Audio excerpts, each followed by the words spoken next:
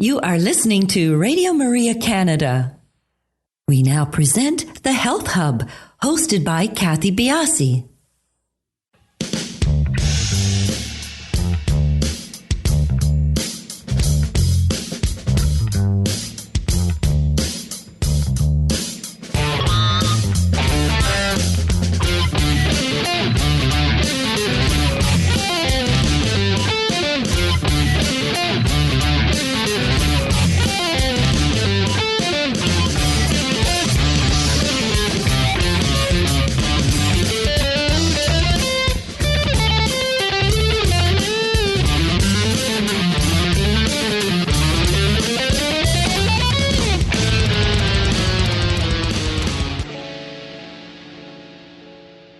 Welcome to the Health Hub on Radio Maria Canada, exploring cutting-edge health and wellness information and therapies, helping you to take your health to the next level.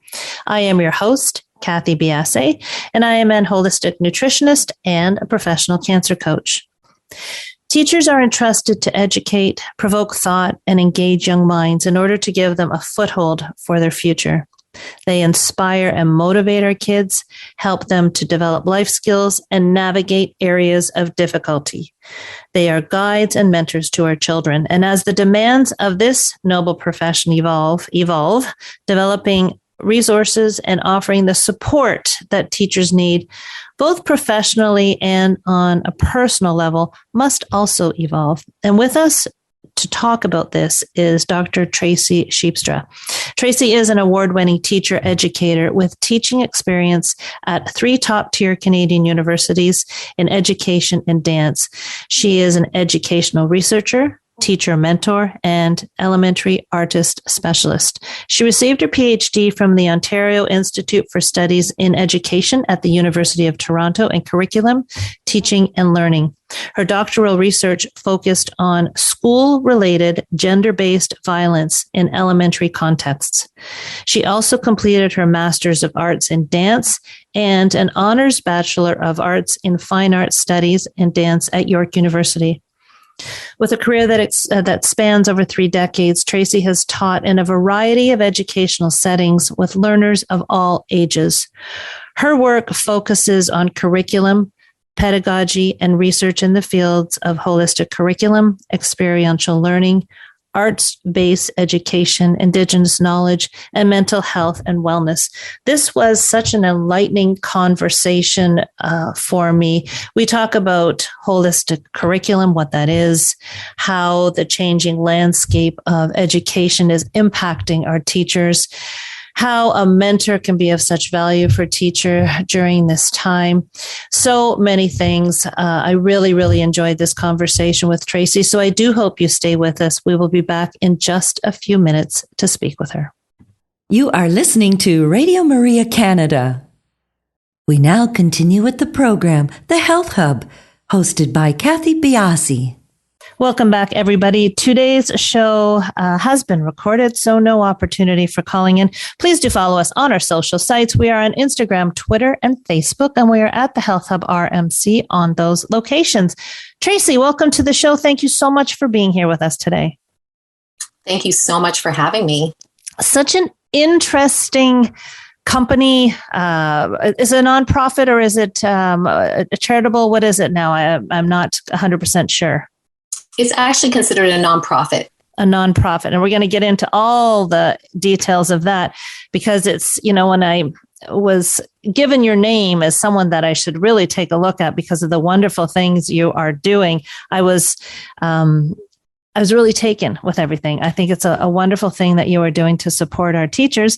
And I have 2 girls who are in the education system, one going to be a teacher and one working with autistic children. So near and dear to my heart, especially for what you're doing with them. But before we get into all that, why don't you give us, how you got here, what put you into this space of working with teachers?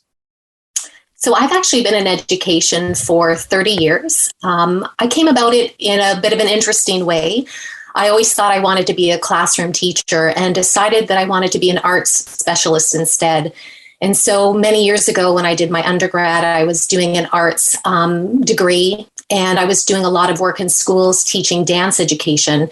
And also I have a background in writing. And so all of the arts experience that I brought with me sort of growing up in music and in dance, I brought into schools. And that was something that I was really, really passionate about.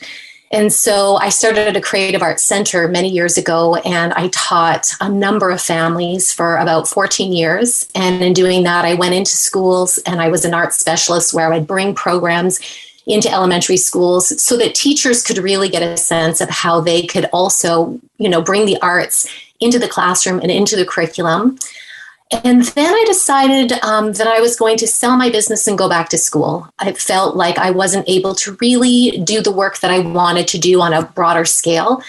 And so I went back and did my master's degree in dance education. And that started to really open doors for me where I could see how I could start developing curriculum and working with more teachers in offering support in the arts. And then I went from there to do my Ph.D., which really was life-changing. I got involved in teacher education, and that's where I was really to make an impact by going into different cohorts, working with teacher candidates, and really sharing my knowledge. And through there, I also just developed so many new skills and gained tons of new knowledge, where I could bring in lots of other things like holistic education and Indigenous ways of knowing, peace building and conflict resolution. So there was a lot of different things and pieces that all started to kind of bridge together, where I just felt, as this beautiful connection. It was sort of everything that I had been learning and developing in my practice. And I was working at Western University, and I was working with a number of teachers to help them with their alternative field experiences, which is an alternative to doing a practicum in a school, and invited them to start working with me because I knew I wanted to develop a nonprofit. And the nonprofit really was sort of everything I just talked about, that I just decided I wanted to take all of those pieces and really create something that I could then, offer to teachers again, but through a nonprofit perspective. So that's kind of my history in a nutshell. Kind of the flow. Now, the arts have taken a real hit. Now, you talk about working with people in secondary education. Within elementary school and high school, the arts have really taken a hit as far as, being cut from school funding and so forth. Have you had to transition your initial thoughts as to approaching the arts within the school system? It's interesting. The arts have always received a hit. I mean, they're always the first to go. They're the least privileged. But yes, the last 2 years, they really have not received, they've pretty been put on hold. I think they're coming back a little bit. What it was that I really had to think through is how is it that we can continue to offer students arts opportunities within the sort of thinking about the different protocols around COVID. So can we still get students to get up and move and dance and connect and do things, but be more aware of our space, for example? And so that was really the thing that I had to think through. I'm not somebody who's like, I didn't want to feel defeated. I don't think that anything should just be thrown out and, we'll just wait 2 years, because I think that's really detrimental. So it was like, how can we problem solve ways to do this a little differently so students still have the experiences? And I think that, not just myself, but I know there's others that have actually found ways in which they've been able to do that, and sort of what we consider to be, to do it safely. Are you, so I just want to get a perspective on what you're doing. Are you helping teachers working within their arts curriculum, or are you bringing to teachers a way to get the arts to the students that aren't offered within the standard curriculum? So what I currently am doing is I am creating resources and creating support so that I can speak with teachers in terms of what it is that they can do with their students in their own classrooms. Okay. So I'm not personally going into classrooms. I have not been going into classrooms, but I'm able to provide a lot of the supports to help them see how they can do it for themselves with their students. Now, would the arts be in an effort to support the curriculum that they're trying to teach? Like, are you trying to bring in the arts into their curriculum? I'm trying to think of an example. If you're doing history and you're working, talking about Indigenous people, are you trying to educate teachers on movement within that sort of specific area? Or is it just here, take a piece of your day and introduce the arts to your students? Most of what I do is really integrated into the curriculum. Okay. And I find that because the arts really are able to bring the curriculum to life in a very unique way. So I find that's more accessible for teachers as well, I find. And how, when you're talking to teachers and you're trying to educate them in this space, do they have enough time? Like, this is the big thing that I hear with teachers, that they don't have enough time in their day. So is this another learning modicum that they have to take on? Or do you find that teachers are really embracing what you're doing as a way to help them and support them in what they're trying to teach? Well, it really depends. I mean, on the teacher for sure. I think that I try and make everything so accessible and easy to apply. And I often talk with teachers about, let's start with something that you feel so comfortable with. So if you are doing language arts, for example, and you want to look at a story with characters, why not do something as simple as, instead of just reading and talking about the character, maybe put students in groups and start by doing an interview process. So one takes on the role of one character and one on the role of another. So that would be something really simple to bring more drama into it. Or if you're in math class and you are learning symmetry, you could do a simple mirroring exercise. So I try and do it where it's not meant to be in every subject all day long and take over the entire subject. It's like, where do you have these moments where you can bring something in that allows students to be in their body and have a moment to have an experience that's a little bit more embodied. So I'm taking the learning and I'm actually getting into the learning myself. Mm-hmm. And we can do those things. They don't take up a lot of time per se. It takes up just some creative thinking. Where can I have a moment to kind of do something different? But where can I do it so that maybe it's like 5 or 10 minutes of this part? I think that also when we create something that's engaging for students, where they actually are having fun, it changes time in the sense that the more they're engaged, the more that they want to participate and to learn and are on task. And so I also think that the arts can really sort of change the dynamics. I think that when children just sit and they have to be talked to and they have to do sort of pencil to paper, their focus wanes a lot faster. And we end up losing time because of always having to pivot or discipline. And that is the classic problem in the classroom. So trying to hit all the senses and make things more experiential, yes, is what you're getting at. And have you found that students are doing better when they're able to be experiential learners? Oh, absolutely.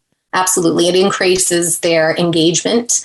Anytime students are really sort of invested in their own learning and they are learning through doing, they tend to remember what it is that they're learning. The learning is much more internalized, and it's something that they often can recall later.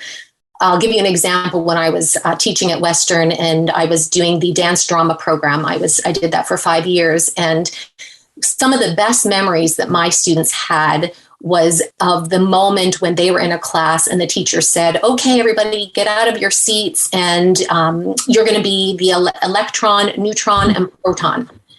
And they could totally remember that particular lesson and everything about the scientific sort of thing that was happening because they were in it. I totally get that. I had a teacher, Mr. Dennison. I remember a physics class. He jumped on the desk. He was this lanky, great teacher. And he was great because he did sort of this stuff.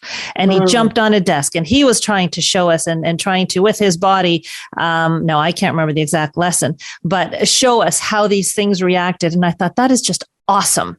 And, are teachers just too tired to be creative this way? Is this what's going on here? Why you have to sort of reintroduce this creativity for teachers? I think that teachers have so many expectations put on them. And I do think that it is a very tiring job. I think that teachers feel that the job is never done. Mm-hmm. And there's a lot of statistics that, show of teachers that have been surveyed that, they work around the clock. They work a crazy amount of hours, don't sleep a lot, because they're always trying to sort of fulfill the expectations. And I think that the arts in general, or this type of creativity, isn't something that a lot of teachers necessarily lean to, because they have this idea that, oh my goodness, this is going to take up so much time, and whether it's setup or thinking or, and so, yes, I think time often becomes the biggest excuse, and also it is a reality. So it's like, for me, I always have to try and break it down for teachers. Let's really look at our time, and let's look at, where you really do feel that there are time challenges. And then let's look at what's possible. So where can we work through these spaces of time and really make decisions? You cannot do it all. And so it's a matter of, what are you really drawn to? What really excites you? What is your vision for your students?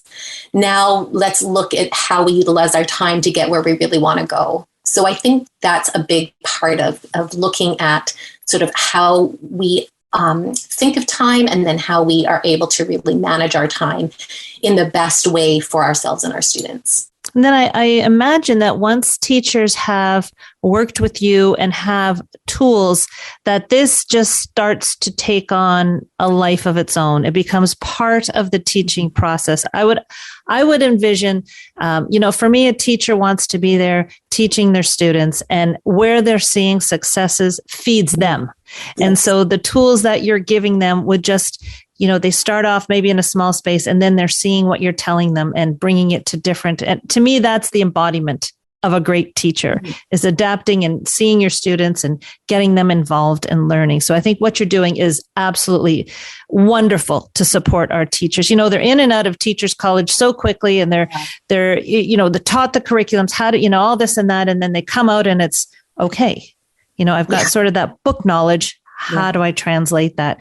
Now, on your website, Embodied Learnings, one of the words that pops out, phrases that pops out that a lot of people may not quite grab, so maybe you could explain it to us, is the term holistic learning or holistic curriculum. And are you speaking in the student sense or the teacher sense, or a combination? So holistic education or holistic curriculum is an approach in teaching that really looks at the whole individual. So really seeing, that we are teaching not to just the intellectual mind, but we are teaching to the physical, the emotional, as well as the spiritual self. So in holistic education, they include that. It really is also about bringing in the arts. So it really embraces this idea of creativity. It also embraces getting outdoors and learning from the land. So really integrating what it is that we can learn just by being in nature. And it's also a lot about, when you think of holistic education, really embraces this concept of love and connection and community. I think of it, I think why I've always been drawn to it is it really takes me back to this idea of going back to kind of the roots of our time, where, those were things that were really critically important. Like, when I think of Indigenous communities, just that what it means to be part of a community that's very caring, that really looks out for each other, where, love is really truly at the forefront, and that learning is what we know from within. It's really developing the inner self as well as, sort of from the collective. So bringing those things into education really kind of spins things on their head a little bit, because I think that education, again, it morphs and it's, through history has gone in different places, but we can get a little too heady, a little too much. It's all about what you fill, the intellect with. And we forget that there's this whole other part of ourselves in the world and the way we learn. And I think that is, you're at the forefront of what is starting to change, and things ebb and flow for sure. We swing one way, we swing hard the other way. Sugar is out of the diet, fat is out of the diet. Now fat is back in the diet, all these things. But I think you're, in essence, what you're helping people to connect. And I think that's the best teacher. When you can connect student to teacher, when you can find a common ground where there's interest, and you're mentoring these teachers to kind of get out of their headspace, right? I mean, it's been education, education, education, and you're on the application side of it, which I think has really not been nurtured as well as need be for that well-rounded teacher. We have coaches in nutrition. We have coaches in training. Why do we not have more mentors when it comes to teachers? Well, that's a really good question. I mean, they do have some mentoring, but it's from what I know, it tends to be more professional development and subject specific. So you might have like a math coach who really helps you learn how to teach math more effectively to your students. Certainly new teachers, when they get into, within Ontario, I think it's across Canada, but in Ontario, we have what's called the New Teacher Induction Program. And so again, you do get professional development workshops. You have a mentor, but it's pretty limited in terms of the time. And other than that, you're on your own. I think most people feel like, teachers just don't, again, have the time, or colleagues get together and they, plan together. But there's not enough emphasis, interestingly enough, in education to really support teachers from their more mental and emotional standpoint.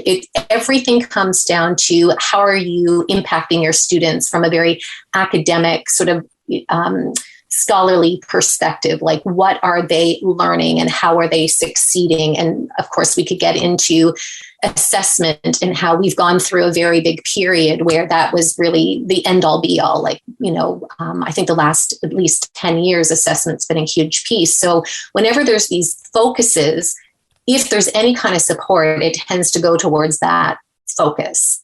And so not enough by any means is paid attention to the actual individual teacher, that person who might need more than just, okay, let's be a good teacher. Because right, teaching a subject is one thing, but actually showing up every day and knowing actually how to communicate and connect, that's a different skill set. And you have to know a lot about yourself to be able to bring it to others.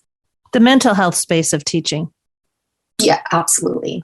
Wonderful. I think we'll take a quick break here because I want to get into talking about how the changing landscape of education and teaching has really called forward what you're doing in embodied learning. So everyone will be back in just a couple of minutes. You are listening to The Health Hub here on Radio Maria Canada, a Catholic voice wherever you are. To contact us and be a part of the show, email thh@radiomaria.ca. We now continue with the program. Here once again is your host, Kathy Biasi. Welcome back, everybody. We are talking with Traci Scheepstra from Embodied Learnings, a wonderful program to support our teachers. Traci, how has, we talked a little bit at the first part of the show, how assessment and so forth is constantly changing and being reinvented. But overall, how is the changing landscape of education changing, and why you feel that this is really a time that teachers need to be supported? Well, the last 2 years has been really, really challenging for teachers, definitely around the world, and predominantly in Ontario. We've had many, many lockdowns, and teachers have had to figure out how to teach their students in a multiple of ways, from being online to being back in the classroom, teaching hybrid where they have some in the classroom and some online, just not having the same resources available to them in terms of even professional development, not having consistency in terms of the colleagues that they work with. I think their own mental health has really been drained significantly. just the constant changes in the last 2 years. I mean, we were already seeing, a changing landscape, but what's happened in the last 2 years, I think, is beyond what anyone in education could have imagined. And I have had a number of friends and colleagues say to me that this is the most difficult year they have ever had in their teaching career. And this is coming from, I have family members who are teachers, as well as neighbors and good colleagues and friends who are, 20 years plus in education. So to have them say that, that's pretty remarkable. Do you think that the online presence of teaching is going to continue? What do you feel about that? Or are we going to finally get everyone back into the classroom? Because I know some parents and students prefer not to be in the classroom, whether it's from a pandemic worry or just the convenience. Do you think we've changed things now? I often think that when we open the door to something like this, that it doesn't ever fully go back to what it was. So I imagine that will be an option for some, but not so much in the way that it was. I think that teachers will have and parents will have a choice. So I think before nobody had a choice. It was just everybody's online. And so you need to go and kind of figure it out. But I think there are teachers that actually enjoy teaching online and will choose to do that for the families that want to be online. I'm not sure that I personally, for young children, don't think it's a great idea. Mm-hmm. I think that having young children online, there's so many issues from the fact that a lot of teachers don't even know who their students are because their parents want the cameras to be off. So they can't even see a face, let alone make a connection. And so much of what learning is and being in a classroom requires so much more that's ever possible for teaching online. And I did it for a whole year. I had to. One of my university, a number of my university courses were online. And it was really interesting to see the difference. And I was working with adults. So you can imagine what it would be like with young children as young as kindergarten in that format. So it will probably continue to some aspect, though I don't think it's a great idea. I agree with you. And, who makes this decision? We had sick kids. One of the first saying these kids need to be back into school for their social development, for their mental development.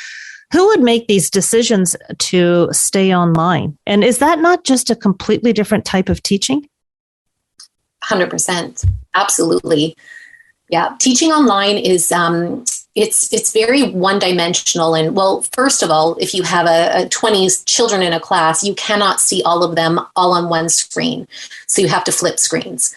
Children don't have to put their screens on. They can have privacy in keeping it black. My sister-in-law did a full year of online teaching, and she said she would have children fall asleep on the other end, like they just wouldn't click off. So how long they'd been sleeping, what happened, and she wasn't allowed to get off until she could actually get them to respond to her that they were okay, because not all children are studying from home with a parent there as well.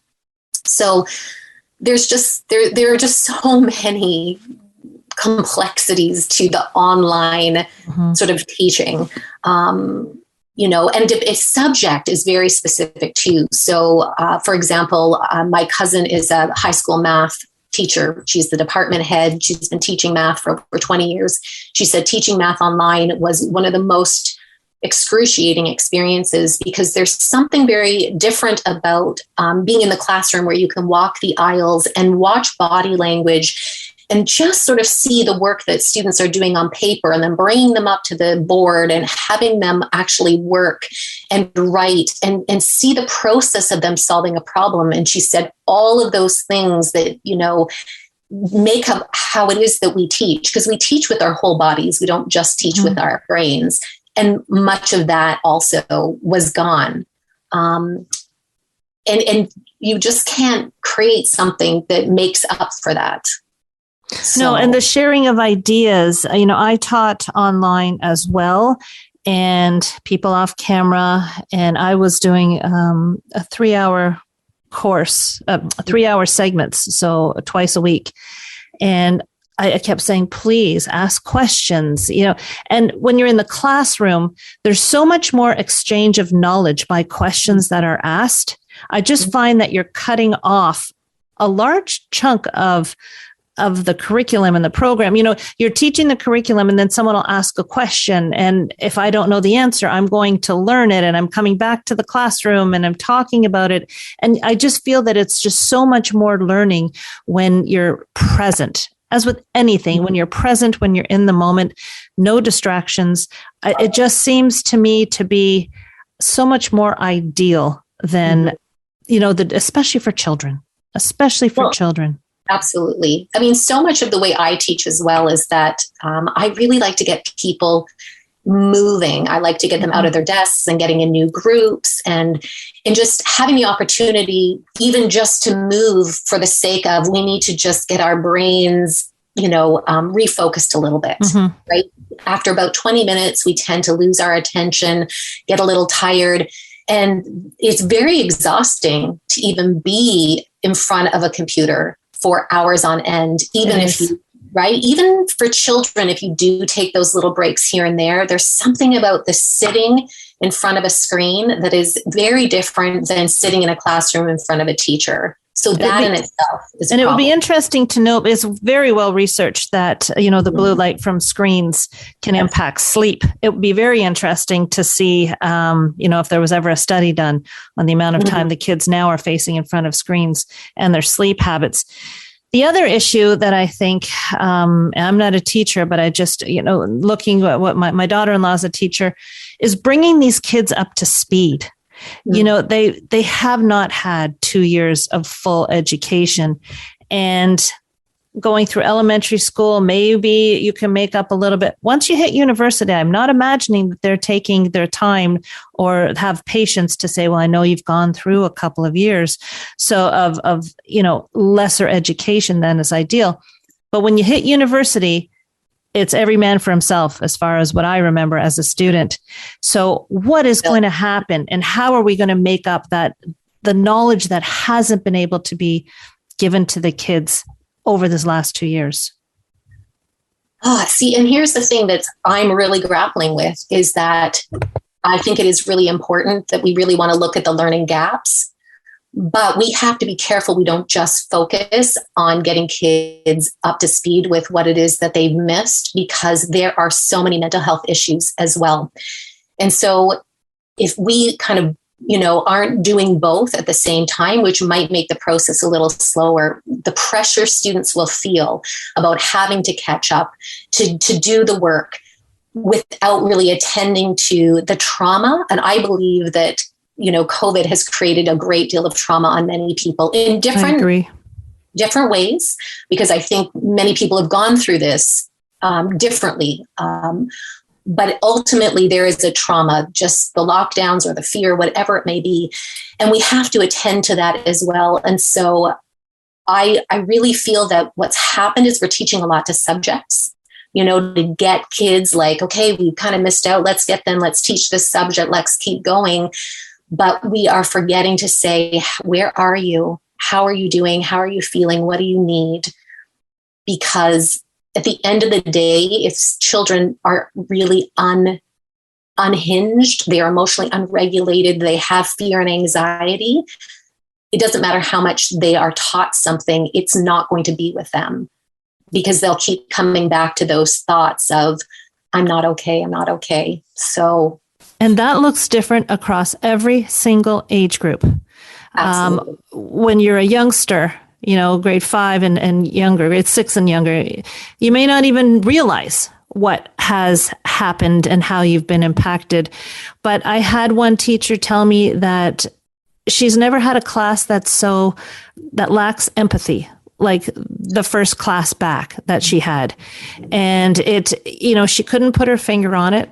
All she could think was that it had to have been, a year and a half away from other people that has really changed. And these aren't things that the kids at that age are going to tell you and say that I've been impacted this way. Some of the mental health issues are probably not even recognized. And so I think teachers have so much that they need to work through, and so many pressures.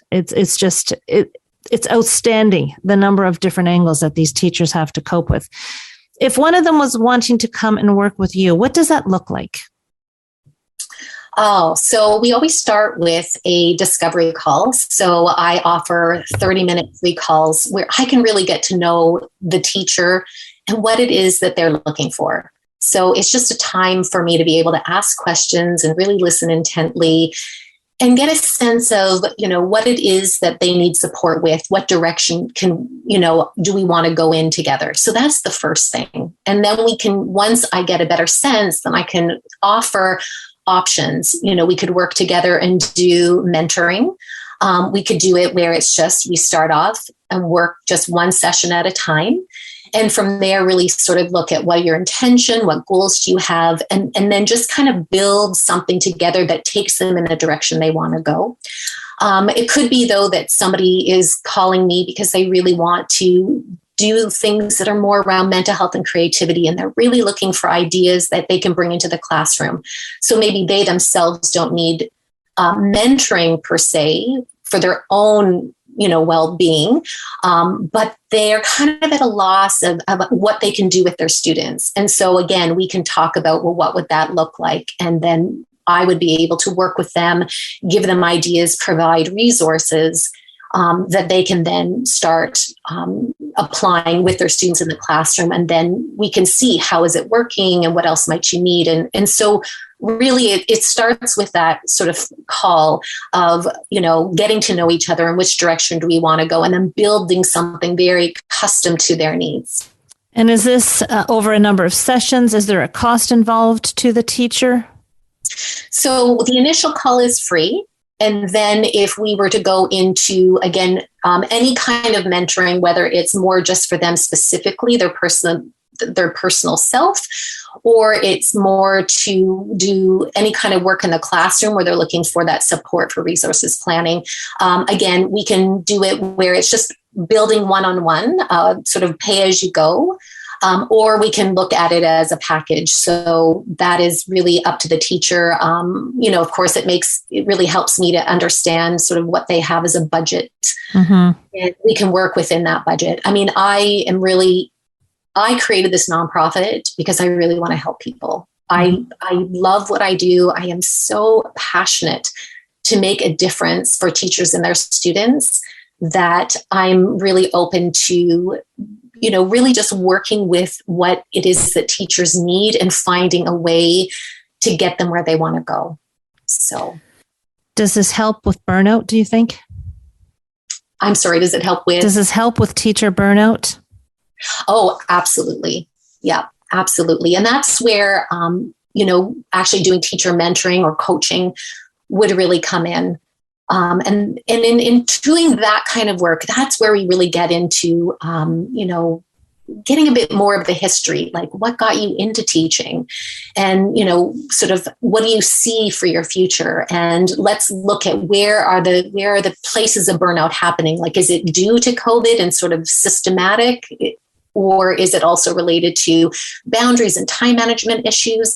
So I really, because I know school so well, I find that it really is helpful for us to really look at the teacher themselves as an individual outside their practice, mm-hmm. and sort of their own life and their own sort of choices and habits and things, and then look at the school and the system that they're in and things that are working or not working and how we can work between those two spaces to help them move forward so that it really gives them a little bit more balance in both areas, where they feel like they have more of a life and they also feel like they have a little bit more sort of control and say within their practice, and where they can maybe say no to certain things, or maybe where they need to say yes. But it's just sometimes when you're in it and you're really exhausted, it's really hard to see the forest through the trees. So I like to sort of say I help create a roadmap to help people see the big picture so we can now make those steps forward. Are you seeing burnout in early stages of teaching or more towards the end, or is it really a mishmash? Well, I would say right now it's both. A lot of my former students who are now in teaching are pretty exhausted. They would say that they are definitely in survival mode. There's no doubt about it. And the teachers that have been there for many, many years are feeling pretty burnt out, where I think they had managed quite well and kind of were in a groove. But the last 2 years has kind of pulled the rug out from under them a little bit, taken them by surprise. And so they are kind of needing to find a way to reground themselves and get back into a rhythm that was working from before. But do you think it's all COVID related? You know, if we could take the 2 years and put it on the back burner, were you seeing teachers come in out of teachers college and get slammed with, you can't do this, you can't do that, you've got to say these words, you can't say these words, you've got, like, COVID aside, are teachers feeling burnout just because of all the pressures being put upon them, curriculum wise, parent wise, rules wise? Yes, 100%. 100%. Burnout has been a huge part of the teaching profession for many years. I think it's been exacerbated, but definitely there was an interesting study. This was out of the US from 2021, that 41.3% of new teachers leave the profession in the first 5 years. Wow. Now, I've heard that. I heard that a decade ago. I'm not sure what the actual number was then. So it's not uncommon for teachers to burn out very, very quickly in their profession. And it is because the expectations are so high and teachers really don't get enough support that they need. And the assessment piece has been a huge part of it, the changing curriculum. Parental involvement. Oh, parental involvement. Yeah, definitely. That's a big part of it too.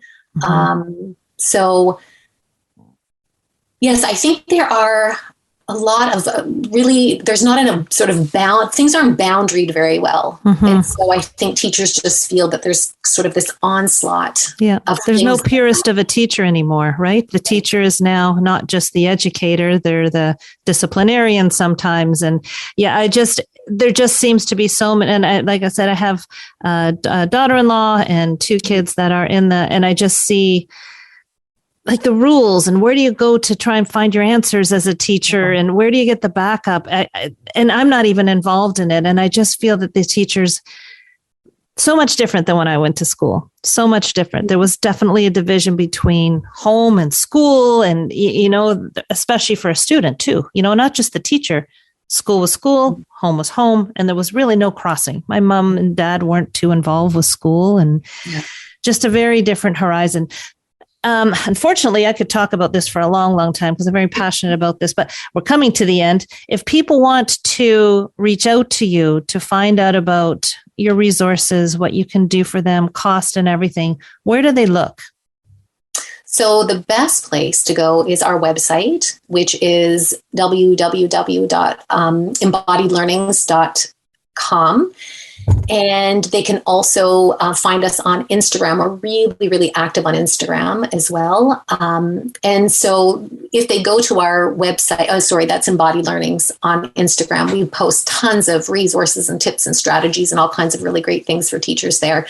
But if they go to our website, then it's really easy for them to book a call with us. Mm-hmm. You can do that even on our homepage or on our services page. And so that's the best thing, just to have a conversation and inquire. And again, it's free. I'm delighted to speak with anyone that wants to get online with me for a phone call or a Zoom and just sort of see where you want to go. Yeah, for anybody who's in Teachers College, thinking about Teachers College, would it be beneficial for them to contact you to get, you know, a bit of a lay of the land before they take the leap, or a teacher that's coming out of Teachers College to get that added preparedness? Does it make sense at that point even to contact you? Absolutely. I've worked with over thousands of teacher candidates over the years. I really understand the program and what it entails, and just talking about expectations and, making sure this is the right direction for them. And also, I think teacher candidates, when they come out as teachers, I think a lot of them need the reassurance that if they don't want to go and be a classroom teacher, they have not wasted their degree. There are so many opportunities in education of what you can do with a teaching degree that doesn't have to mean you're a classroom teacher. And so I've had those conversations with many people before, just really looking at where are your strengths? What are you interested in? And what are the other options? So that's something I'm always excited to talk to people about too. Just what are different possibilities within the field of education? That's very interesting. I'm not sure that even teachers, teacher candidates, as you call them, would realize that there are other opportunities. So wonderful. Traci, it's been a real eye-opening, wonderful conversation. Thank you so much for joining us today. Thank you for having me. Oh, it's just a pleasure. Everybody, we'll talk to you next week on The Health Hub.